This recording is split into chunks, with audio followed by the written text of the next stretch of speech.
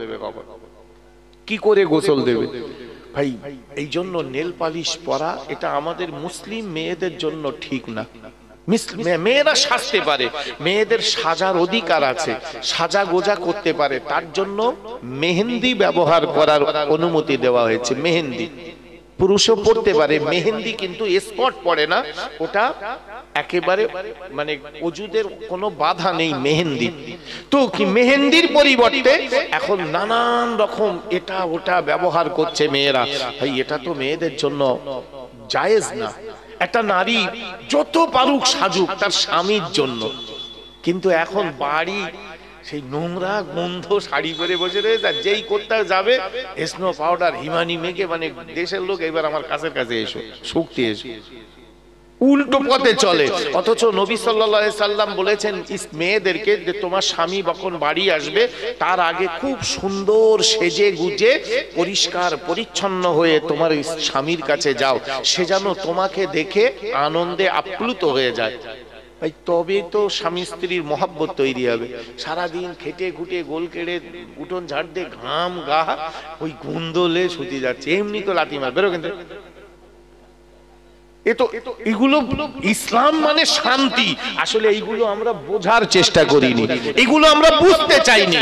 ভাই যারা বুঝেছে আর বুঝছে ইসলাম মানে শান্তি, অবশ্যই তাদের জন্য রয়েছে সফলতা। আপনি দেখুন, আমি শুরুতেই বলেছিলাম ভাই ইসলাম মানে শুধু টুপি পরা নয়, ইসলাম মানে শুধু দাড়ি রাখা নয়, বরং ইসলাম হলো সর্বাঙ্গীন সুন্দর আল্লাহ প্রদত্ত একটা জীবন বিধান। সেই জন্য আমি আমার মাদেরকে বলবো, মাগো নামাজ পড়ুন, নামাজ আদায় করুন, আর সততার সঙ্গে চলুন, আর হক পথে থাকুন, সত্যের উপরে থাকুন। আপনি মনে রাখুন এই হকের উপরে থাকাটা আপনার জন্য দুনিয়ায় কষ্টকর হতে পারে, কিন্তু এতে আল্লাহ খুশি হবে, আল্লাহ রাজি হবে। যাইবা হোক আলহামদুলিল্লাহ, নিশ্চিত আমি আপনাদের কাছের মানুষ, যখন ডাকবেন পাওয়া যাবে। তো আজকে আমন্ত্রিত বক্তা আমাদের সাইফুল্লাহ সাহেব, তো ভাই এসেছেন, তার আগে আমার ভাই একটু কথাবার্তা বলবেন।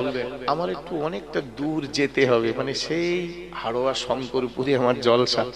তো আলহামদুলিল্লাহ আমার ভাইজান এসেছেন, আমার জন্য একটু দোয়া করুন।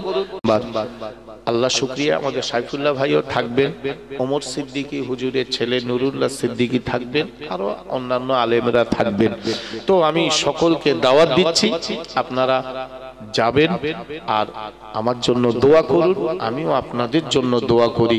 আল্লাহ পাক আল্লাহ তাআলা আমাদের ইহকাল এবং পরকালে ভালাই দিন। সকলে বলি আমিন সুম্মা আমিন। ওয়া আখির দাওয়া।